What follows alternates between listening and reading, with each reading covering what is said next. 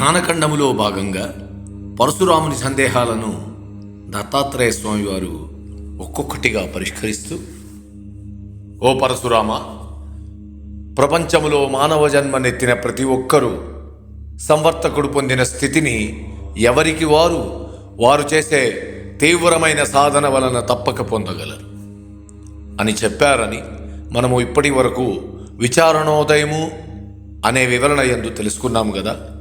కాబట్టి మోక్షం కావాలి అని కోరుకునే ప్రతి ఒక్కరూ మొట్టమొదటగా ఆత్మవిచారణ చేయాలి.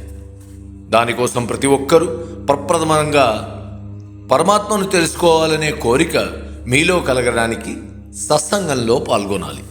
అనగా సత్యము గురించిన మాటలు మాట్లాడుతూ సతర్కము చేసే వాళ్లతో కలిసి ఉంటూ, సత్సంగం ద్వారా పరదేవతను లేదా సత్యము గురించిన పురాణాలను, కథలను శ్రవణం చేస్తూ, సత్యము గురించి ప్రాముఖ్యతను తెలుసుకుంటూ సత్కర్మాచరణ చేసినట్లయితే సద్గురువు తప్పక లభిస్తారు.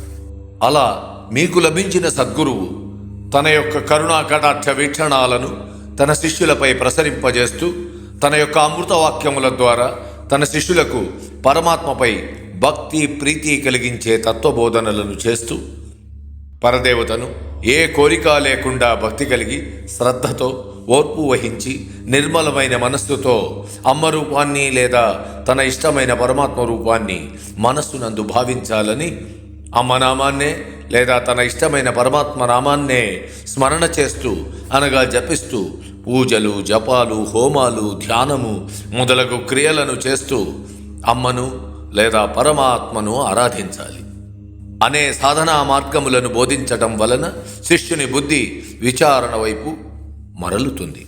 ఆ విచారణను శిష్యులైన మనము మరింత శ్రద్ధతో చేసినట్లయితే అది సుఖమునకు, ఆనందమునకు బీజమై ధీరులుగా మారి మనలో ఆధ్యాత్మిక భావనలు మరింత పెంపొందించబడి సత్యాన్వేషణ వైపు నడువగలం.